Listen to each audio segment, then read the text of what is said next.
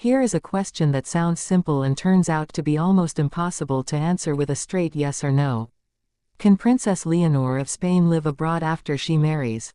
Not visit. Not vacation. Actually live, day to day, in another country, the way plenty of modern heirs to plenty of modern thrones might want to. The honest answer is that Spanish law never actually forbids it. And the honest follow-up is that almost everything else about her role makes it nearly unthinkable. Today we're going to take apart exactly where the legal line sits, and exactly why the real boundary isn't written in any statute at all. Let's start with the document that matters most, the 1978 Spanish Constitution, because this is where people assume the answer must be hiding. Article 19 guarantees every Spaniard the right to freely choose their place of residence and to freely enter and leave the country, and that right cannot be restricted for political reasons. Leonor is a Spanish citizen before she is anything else, and on the page, that freedom belongs to her exactly as it belongs to any other Spaniard. Nowhere in Article 57, the article that lays out the rules of succession, does the Constitution say the heir must reside within Spanish borders. Nowhere in Article 58, the short clause covering the role of a royal consort, does it say her husband must live in Madrid. If you go looking for the specific law that bars Leonor from moving to Lisbon or London or Buenos Aires after her wedding, you will not find it, because it does not exist. So why does almost nobody in Spain treat this as an open question? Why do royal commentators talk about it as though residency were basically mandatory?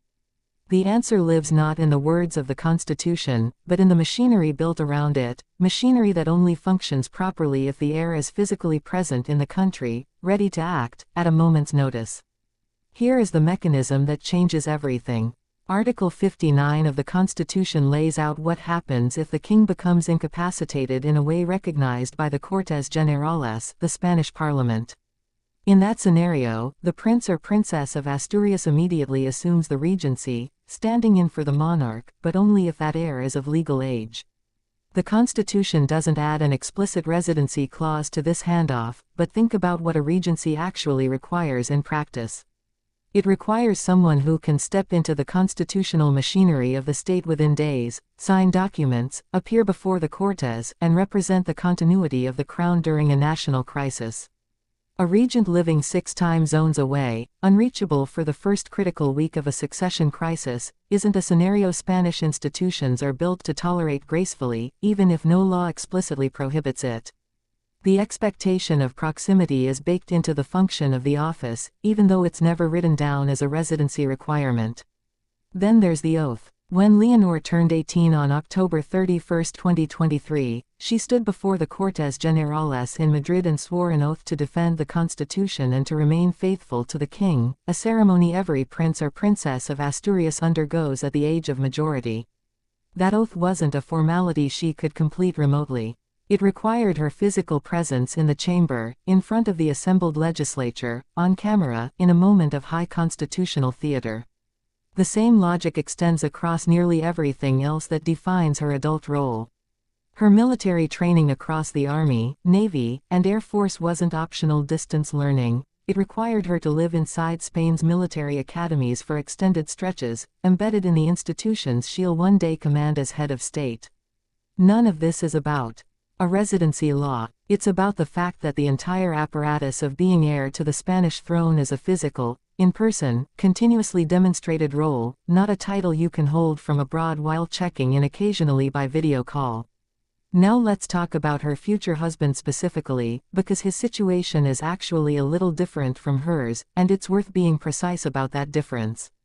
Leonor cannot resign her constitutional position just because she'd prefer to live somewhere else. The role of heir isn't a job she can quietly do remotely, because the role itself is defined by acts of physical presence, oaths, ceremonies, and constitutional readiness. Her husband, by contrast, holds no constitutional function at all. We covered this in a previous video, but it bears repeating here. Article 58 states plainly that the consort of the monarch may not assume constitutional functions, except in the case of a regency. He has no oath to take before the Cortes. He has no military obligation. He has, on paper, almost total freedom of movement, because the Constitution simply never binds him to anything. But here's where theory and lived reality pull apart hard, and this is really the emotional core of the whole question. A royal marriage is not two individuals with two separate sets of freedoms living side by side. It is, whether anyone likes it or not, a single unit that the public reads as a package. If Leonor's husband spent half the year in another country while she remained in Madrid fulfilling her constitutional duties, that arrangement would not read to the Spanish public as two people respecting each other's independence. It would read as a fractured marriage, a monarchy under strain, a family story that tabloids across Europe would spend years picking apart. Queen Letizia and King Felipe have spent 2 decades demonstrating what royal marriage looks like when it functions as a unified public presentation, appearing together at state functions, sharing the same residence at the Palace of Zarzuela, raising their daughters inside the same household the public can see and recognize. Leonor's husband inheriting a life of separate residences would break that template so visibly that it's difficult to imagine any modern Spanish public relations operation allowing it to happen by design. This is where it helps to look at what happens when a member of this specific royal family actually does live abroad, because Spain has one enormous, unavoidable example sitting in recent memory. In August 2020, former King Juan Carlos left Spain and relocated to the United Arab Emirates, amid financial scandals and investigations into his business dealings that had become a serious embarrassment to the institution his son now leads. Juan Carlos was not living abroad on a whim or for personal preference. He left because his continued presence in Spain had become a political liability for the monarchy itself, and his residence in Abu Dhabi has been treated, ever since, not as a lifestyle choice but as an ongoing controversy, a running news story about whether and when he might return, and what his absence says about the institution he once led. That is the only real precedent Spain has for a senior royal figure living outside the country in the modern era, and it is not a flattering one. It is a story about scandal and distance, not about freedom and choice. If Leonor's husband were to live abroad, even for entirely mundane reasons like a career opportunity or family ties, the shadow of that precedent means Spanish media would almost certainly frame it through a lens of crisis rather than simple personal preference, whether or not that framing was fair. There's also a practical, less dramatic dimension worth mentioning, because it explains why other European consorts have handled similar questions differently, and the contrast is instructive. In smaller monarchies or ones with more relaxed public expectations around royal presence, spouses of heirs have occasionally maintained careers, homes, or family ties abroad without triggering a constitutional crisis, because those monarchies frame the consort's role more loosely, as an adjunct to a job rather than a full-time public partnership.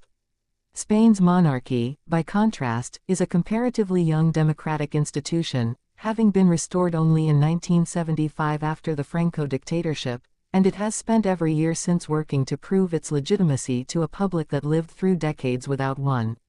That means the Spanish crown has far less margin for the kind of loose, semi-detached royal marriage that a more secure, centuries unbroken monarchy might absorb without much comment. Every deviation from a tightly unified public image reads, in Spain, as evidence for the institution's critics, the Republicans and skeptics who have never fully accepted the monarchy's return. A husband living abroad would hand exactly that argument to exactly those critics, whether or not it was ever framed that way at the time. So where does that leave the actual answer to the question in the title? Legally, Leonor's future husband could live wherever he wanted, because the Constitution imposes no residency requirement on a royal consort and guarantees freedom of movement to Spanish citizens more broadly. Leonor herself has a little less flexibility, not because a law names a place she must live, but because the actual content of her constitutional role, the oath, the regency readiness, the military service, the endless calendar of physical appearances, cannot be performed from a distance. And layered over both of those legal realities is something no law can capture, an institution that has spent 50 years proving it deserves to exist, a public that reads every gesture from its royal family as a signal about whether the monarchy still belongs in modern Spain, and a media environment that would treat a husband living an ocean away not as a personal choice, but as a story about a marriage, and by extension a monarchy, quietly coming apart. The law says he's free to go. The weight of everything else says he almost certainly won't.